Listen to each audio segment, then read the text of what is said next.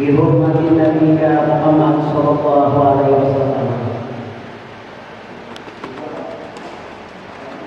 Yang kami hormati Bapak Kasih yang telah hadir, Kantor Kementerian Agama beserta panitia.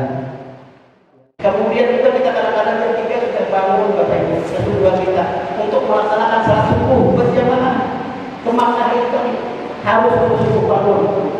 Suami istri harus sabar. Di bis berdesak-desakan lagi Bapak Ibu. Kadang-kadang macam-macam di bis itu, ayo masuk keluar aja. Kondisi kemudian nanti dihadapkan bacaan-bacaan Al-Quran ataupun selawat-selawat yang kita baca di dalam pelaksanaan ibadah haji nanti. Ada beberapa amal yang diajarkan di dalam Al-Quran dan pandangan ulama, ialah ada amal ibadah yang tidak terbatas Bapak Ibu pahalanya itu tadi. Di antaranya apa? Hanya Allah yang memberikan ganjarannya. Pahalanya apa itu? Ialah kita melaksanakan puasa. Puasa itu tidak ada Pak ganjarannya, hanya Allah Subhanahu wa taala. Kemudian pahala yang kedua tidak ada berlipat ganda, ialah pahala sabar. Sabar dalam kita melaksanakan ibadah haji nanti Pak. Sabar dalam menghadapi anak-anak yang macam-macam juga. Sabar dalam menghadapi yang lain-lainnya. Yang ketiga apa? Bu, pahala yang tanpa batas tadi. Hanya Allah yang memberikan ganjaran berlipat ganda. Ialah kita banyak membaca selawat. 3 ganjaran inilah oleh Allah kalau dari perjalanan daripada kita macam-macam menurut mata memandang yang lain-lain, lebih banyak-banyak berzikir atau membaca selawat. Allah akan memberikan ganjaran yang luar biasa. Ini beberapa sikap pintar yang mulai sekarang di dalam pelaksanaan ibadah haji nantinya kita harus membekali. Baiklah Bapak Ibu, ini ada slide-nya disiapkan oleh panitia Pak Rahmat ini Pak, banyak konsultasi yang berbagai tahun dalam badan haji ini, yaitu tentang masalah pengertian syarat dan rukun serta wajib haji atau umrah. Umrah itu ialah berkunjung ke Baitullah untuk melakukan tawaf, sa'i, bersyukur atau tahallul guna mendapatkan ridha Allah Subhanahu wa taala. Jadi umrah itu melaksanakan wajib hukumnya bagi orang yang melaksanakan ibadah haji. Umrah adalah ibadah haji kecil. Pindahkan yang kedua. Slide kedua. Kemudian syarat-syarat umrah. Di antaranya ialah Islam. Sudah jelas Bapak Ibu, dan beragama Islam. Yang kedua ialah balik dewasa. Makanya haji wajib bagi orang yang sudah balik. Kemudian akhir berakal sehat, merdeka. Kemudian yang kelima mampu. Mampu dalam artian jasmani dan rohani serta perbekalan. Ini mampu, alhamdulillah itu wajib. Jadi bagi yang tidak ada kemampuan maka tidak ada kewajiban haji. Kemudian bila tidak terpenuhi syarat ini, umrah kewajiban umrah seseorang. Terus kemudian rukun-rukun umrah. Yang pertama Bapak Ibu adalah niat ihram umrah. Artinya nanti kalau kita perjalanan ke gelombang pertama dari Balikpapan, kita sudah mempersiapkan diri berangkat langsung ke Madinah ya Pak namanya biasa ini. Langsung di Madinah Bapak Ibu. Di Madinah kita mungkin berada 10 hari untuk melaksanakan salat Arba'in. Setelah itu lalu kita melaksanakan umrah, di mana mengambil miqat di sana di Bir Ali dengan berpakaian ihram warna putih, satu untuk satu di bawah, satu untuk yang di atas. Kemudian ibu-ibu sudah tahu juga tentang masalah pakaian ihram itu. Di sanalah kita nanti mengambil miqat, batas waktu memulai haji. sampai di Masjid Bir Ali, kita sudah mandi tadi di Utir dengan, kemudian di sana kita mampir wudhu, kemudian salat 2 rakaat, kemudian di dalam salat tadi membaca ayat Al-Fatihah dan surah Al-Kafirun, kemudian pada ayat yang kedua yang biasa kita baca juga Al-Fatihah dan ayat Al-Ikhlas, Qul huwallahu ahad. Setelah selesai itu baru kita berniat.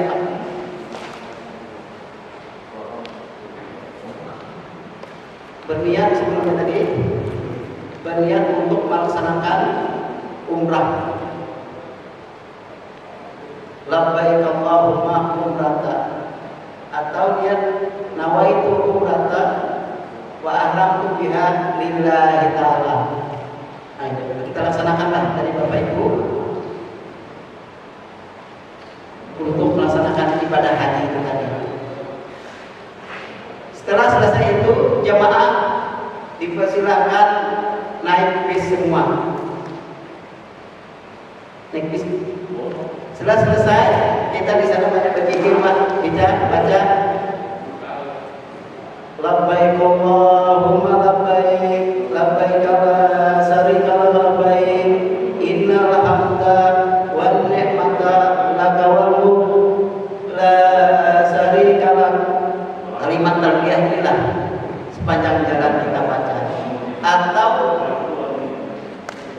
berupa ayat-ayat Al-Quran atau doa-doa yang lain, boleh Bapak Ibu. Rabbana atina fid dunya hasanah wa fil akhirati hasanah wa qina adzabannar, atau selawat juga bisa. Allahumma shalli ala sayyidina Muhammad. Sepanjang jalan Bapak Ibu, kalau mau capek sudah cari lagi istirahat dulu, kita baca itu saja, diganjar oleh Allah Subhanahu wa taala. Mari Bapak Ibu kita baca bersama-sama talbiyah. Bismillahirrahmanirrahim. Labbaik Allahumma labbaik, Allahumma labbaik la syarika lak labbaik, innal hamda wan ni'mata wal mulku, innal hamda wan ni'mata la syarika lak. Ya. Kemudian Rabbana atina fid dunya hasanah wa fil akhirati hasanah wa qina adzabannar. Nah itu Pak, atau bacaan-bacaan yang lain sampai nanti kita ke Makkah. Kita lanjutkan dulu ya. Kemudian kita niat ihram sudah, kemudian kita melaksanakan tawaf. Tawaf, begitu kita nanti sampai ke Makkah, maka kita diistilahkan oleh pemandu pada haji tadi, masuk hotel dulu Bapak Ibu, istirahat dulu di hotel, siapkan dulu badan, istirahat dulu sebentar. Kemudian nanti kita akan diajak oleh pembimbing haji, oleh pemandu haji dan petugas kesehatan untuk melaksanakan umrah atau tawaf. Sampai ke Masjidil Haram kita akan melaksanakan, jangan lupa Bapak Ibu, kita laksanakan dulu dalam keadaan suci, berwudu. Kemudian memasuki Masjidil Haram dengan membaca apa Bapak Ibu? Allahumma antas salam wa minkas salam wa ilaika ya'udu salam fa ayyana rabbana bisalam waftah li rahmatika wa maghfiratika bi rahmatika ya arhamar rahimin. Baru kita masuk. Nabi biasa memasuki pintu babus salam. Ada juga doa ketika kita memandang melihat Ka'bah, ada juga doanya Bapak Ibu. Nah, ini. Setelah itu kita memasuki Masjidil Haram untuk melakukan tawaf. Tawaf sejajar dengan memulainya dan mengakhirinya ialah batu hajar Hajar Aswad atau bulan hijau. Nah, di sana Bapak Ibu baru kita akan memulai untuk melaksanakan tawaf selama 7 kali. Kalau bisa kita menghadap Ka'bah berada pada posisi ini. Ini garis Bapak Ibu, tidak ada garis nantinya di sekeliling itu. Ini berdiri mulai garis inilah kita memulai tawaf. Bismillah, Allahu Akbar. Dengan Hajar Aswad lalu kita berkeliling Ka'bah tadi dengan membaca Subhanallah walhamdulillah wa la ilaha illallah wallahu akbar. Subhanallah walhamdulillah wa la ilaha illallah wallahu akbar. Sampai Rukun Yamani menuju Hajarul Aswad, kita baca lagi Rabbana atina fid dunya hasanah wa fil akhirati hasanah wa qina adzabannar. Yang lain berlipat boleh, yang lain juga boleh, yang diajarkan apa saja yang kita baca boleh. Ayat Al-Quran atau selawat atau yang lainnya. Mengenai Ka'bah tadi, Subhanallah walhamdulillah wa la ilaha illallah. Sampai lagi pada putaran kedua dengan Hajar Aswad, Bismillah, Allahu Akbar. Terus lagi Pak sampai putaran 7 kali. Kalau sudah sampai 7 kali, maka jangan lupa Bapak Ibu kita kemudian pakaian ihram tadi Bapak Ibu saya lupa menjelaskan. Ini dibuka Bapak Ibu. Ya, pakaian ihram nanti dia kita buka untuk bapak-bapak. Nanti kalau sudah selesai pakaian ihram kita kembali lagi. Jangan lupa karena sudah ini 7 kali badan berkeringat, ambillah air jam-jam dulu Bapak Ibu. Di samping Ka'bah itu disediakan air minuman banyak sekali. Nikmati dulu anugerah Allah minuman air jam-jam itu lagi. Luar biasa. Kita membaca doa Allahumma inna nas'aluka ilman nafi'an wa rizqan wasi'an wa shifaan wasakan birahmatika ya arhamar rahimin. Nah itu doanya baru kita minum air jam-jam. Luar biasa. Setelah itu kita salat lagi Pak. Salat sunat ihram di makam Ibrahim. Makam Ibrahim itu artinya batu Pak. Injakan Nabi Ibrahim waktu Nabi Ibrahim membangun Ka'bah itu tadi. Nah itu batu. Jadi kita salat di sana 2 rakaat. Setelah salat 2 rakaat berdoa meminta kepada Allah Subhanahu wa taala untuk kemudahan mempelajari ilmu-ilmu agama dan kemudahan dalam melaksanakan ibadah-ibadah haji itu nantinya. Selesai tawaf 7 kali, salat sudah, lalu kita berjalan lagi Bapak Ibu menuju Safa wal Marwah sambil membaca Innas Safa wal Marwah min sa'airillah abda'u bima badallah. Nah ini Bapak Ibu, di atas bukit Safa itu kita juga dianjurkan membaca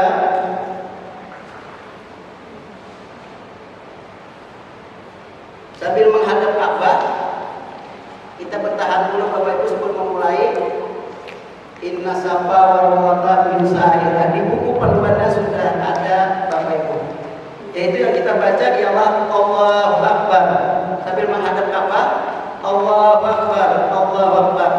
La ilaha illallah wahdahu la syarikalah. Lahul mulku wa lahul hamdu. Yuhyi wa yumiit wa huwa ala kulli syai'in qadir. La ilaha illallah wahdahu la syarikalah. Lahul anja wa abdah wa nasara abdah wa hajamal ahjaba wahdah. Nah itu Bapak Ibu kita baca sambil menghadap Ka'bah, lalu kita berjalan pelan-pelan di antara Safa dan Marwah. Berapa Bapak Ibu tuh jarak-jalannya itu kurang lebih berapa ya Pak? 450 meter ya Pak. Jadi kita berjalan Pak 400 km pulang balik ke Marwah tadi.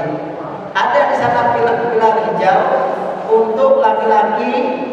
disunatkan berlari-lari. Untuk ibu-ibu jamaahnya silahkan berjalan cepat. Apa yang dibaca Bapak Ibu ada di petunjuk di buku itu, bisa kami pilih warham innaka a'adu wa akram, atau yang lain juga bisa Pak. Jadi petunjuk di sana boleh bacaan-bacaan yang lain. Nah di sana sampai 7 kali kita berulang. Bisa kalau capek bisa istirahat dulu. Jadi kita berjamaah harus terbiasa Pak. Berapa kilo itu kalau perjalanan 450 7 kali, hampir 3,5 kilo. Jadi kalau sekarang kita sudah membiasakan jalan-jalan pagi-pagi, sudah terbiasa di sana. Kadang-kadang asam urat, kadang sakit kaki, ini sudah terbiasa jalan. Setelah selesai putaran ke-7 kali kita berjalan di antara Safa dan Marwah itu tadi, maka untuk selanjutnya kita mencukur rambut.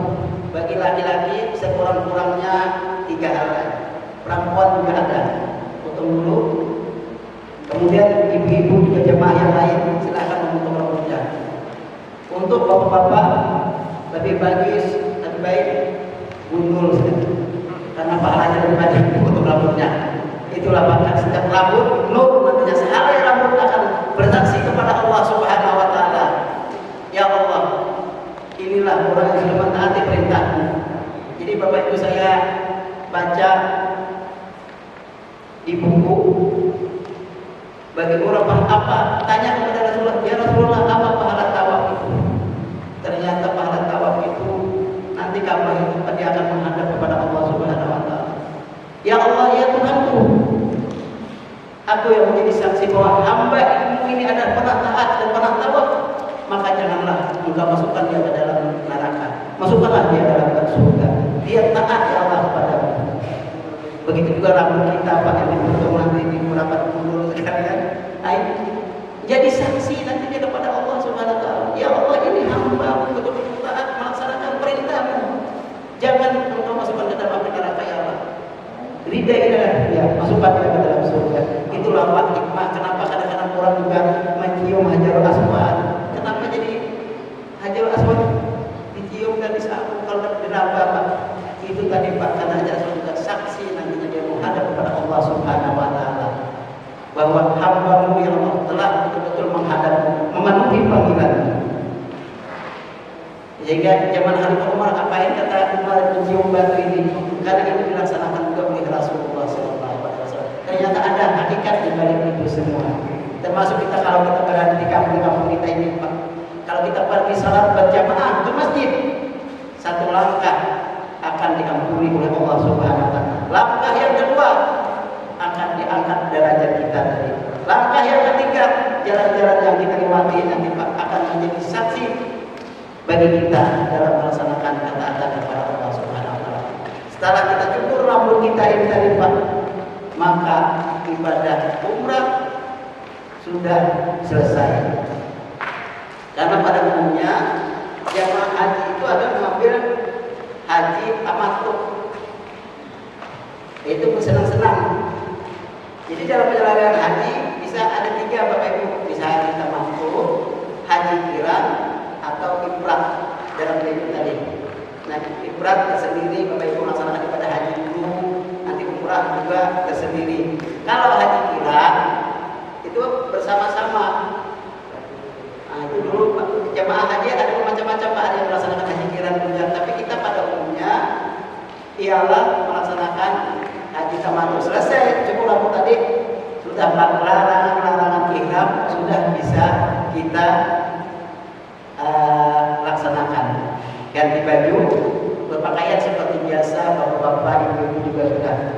Nah, tinggal menunggu pelaksanaan ibadah haji itu aja lagi. Nah, ini Bapak Ibu tentang masalah pelaksanaan ibadah haji tadi. Kemudian kita teruskan berihram dari mikat tadi sudah maklum. Kemudian kita teruskan Pak halaman kedua, Jamaah gelombang pertama di Ali di Madinah 10 km dari Madinah. Kemudian jamaah gelombang kedua untuk mengambil tiket boleh di Bandara King Abdul Aziz Jeddah dengan dasar fatwa Ibnu Hajar Al-Haytami.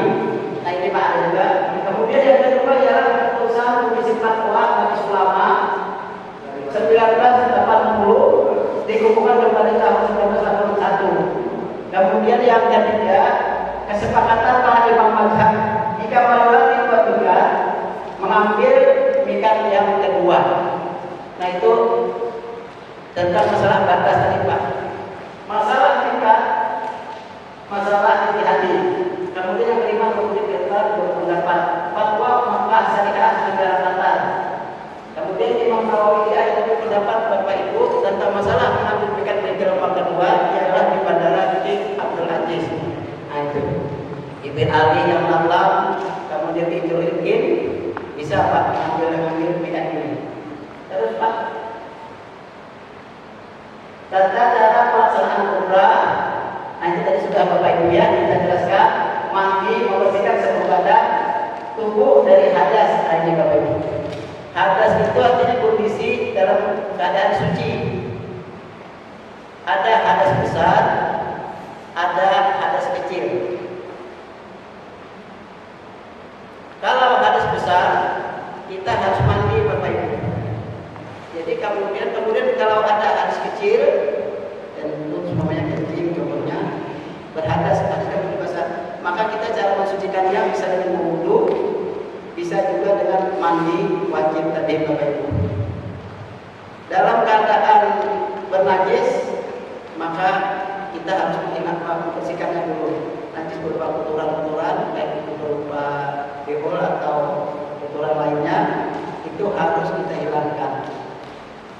Makanya hadas itu artinya kita tidak boleh melaksanakan salat atau tawaf, tetapi harus dalam kondisi berhadas ini tadi dalam keadaan suci. Artinya Pak, kalau kita melaksanakan tawaf dalam keadaan batal semuanya, tawaf baru keliling 3 kali, tiba-tiba kentut oleh Bapak Ibu kita ini, maka kita segera wudu, ambil air wudu di dekat air jam-jam sana Pak, ada wudunya. Kita teruskan saja putaran nanti, putaran di mana kita putar kelima ya kelima, putar keempat ya keempat. Harus kita lakukan, jangan sampai kita tidak suci tadi. Begitu juga dengan sa'i dianjurkan disunatkan suci. Kalau itu disunatkan pada sa'i tadi, disunatkan juga suci, hadas. Kalau najis ini jangan sampai di tempat pakaian ataupun yang lainnya. Kalau mengenainya maka harus dibersihkan. Beol semuanya atau apa, pakaian kita harus dicuci. Kena tai harus dicuci, itu najis. Nah ini. Jadi ada bermacam-macam tentang masalah hadas tadi. Kemudian sebelum ihram kita juga disunahkan Bapak Ibu memakai wangi-wangian, silakan. Kalau sudah berihram kita tidak boleh lagi memakai wangi-wangian.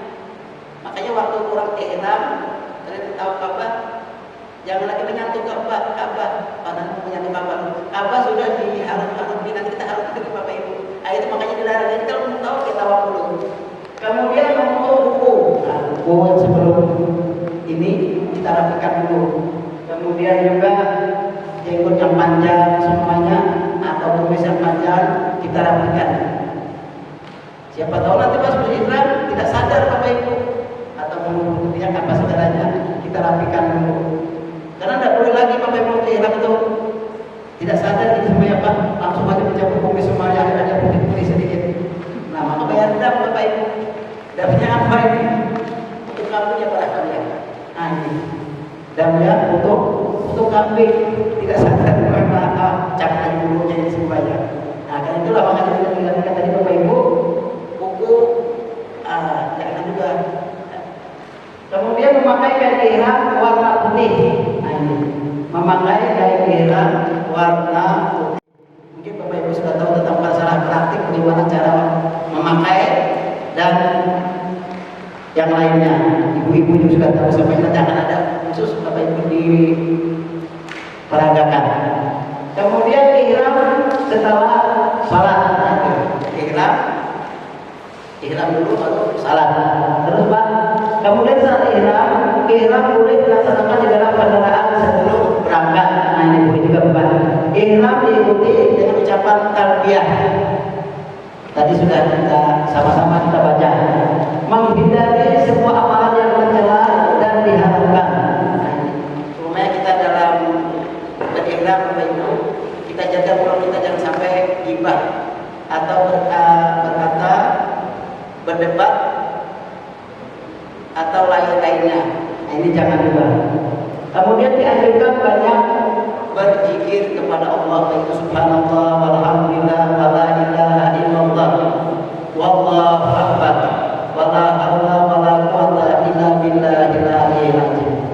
Atau ucapan-ucapan zikir lainnya berupa subhanallah wa bihamdihi subhanallahil azim atau la ilaha illallah muhammadur rasulullah Muhammadar Rasulullah shadiqul wa'dul amin.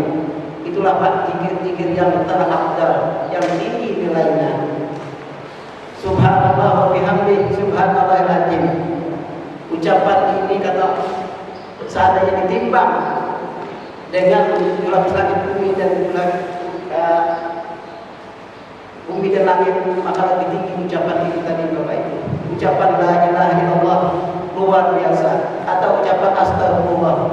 Sekali ucapan astagfirullah itu bisa menghapus dosa 70 tahun. Jadi kalau bicara baca astagfirullahaladzim, astagfirullahaladzim, astagfirullahaladzim, kita memperbanyak berzikir. Kalau ada kehilapan di hati, cepat kita kembali kepada Allah Subhanahu wa taala. Sandarkan diri, hakikatnya jiwa kita hanya kepada Allah. Jangan sampai bersandar kepada yang lain Bapak Ibu dimudahkan. Pengalaman kami Bapak Ibu pernah. Ternyata kata saya itu kita ikutin dia aja. Dia sudah berapa kali ibadah haji. Sandaran saya di hati kurang mantap rupanya pada waktu itu. Ternyata sasat Pak. Hampir 6 jam pada kami tidak bisa pulang ke timah kami tadi.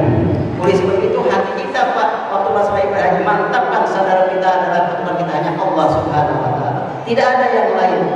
La ilaha illallah. Tiada Tuhan melainkan Allah. Tiada yang dapat memudaratkan, tiada yang memberikan kebaikan, keberkahan, hanya Allah Subhanahu wa taala. Serahkan semuanya kepada Allah. Bismillah, tawakkaltu 'ala Allah. Wala haula wala quwwata illa billahil aliyyil azim. Hasbiyallah wa ni'mal wakil, ni'mal maula wa ni'man nasir. Wa ufawwidu amri ila Allah, innallaha basirun bil ibad. Itulah Bapak Ibu zikir-zikir yang sering kita ucapkan kepada Allah Subhanahu wa taala. Mau berperjalanan kita membaca bismillah, tawakkaltu 'ala Allah, wala haula wala quwwata illa billahil azim. Naik bis dari rumah, insyaallah dijaga oleh Allah Subhanahu wa taala. Kita akan diselamatkan oleh Allah Subhanahu wa taala. Terus nah, larangan-larangan kita tadi Bapak Ibu perlu diingat. Yang pertama bagi laki-laki memakai pakaian biasa. Selama ihram hendaknya kita berpakaian ihram, jangan memakai pakaian yang lain. Memakai sepatu atau yang menutupi mata kaki. Nah, sepatu semuanya. Sepatu yang menutupi mata kaki. Yang ketiga, menutup kepala yang melekat. Nah, atau menutup lekat ini Pak, menutup. Ini juga dilarang selama kita dalam ihram itu tadi. Kemudian bagi wanita berkaus tangan. Nah, anak Bapak Ibu berkaus tangan ini selama ihram. Tapi kalau setelah ihram boleh aja. Kemudian menutup muka, memakai cadar. Nah, ini juga tidak boleh Bapak Ibu. Jadi selama ihram bagi wanita berkaus tangan atau menutup muka atau memakai cadar. Terus Pak, bagi laki-laki dan perempuan atau wanita, selama ihram dilarang memakai wangi-wangian kecuali yang sudah dipakai sebelum ihram. Memakai wangi-wangian yang dipakai sebelum ihram. Yang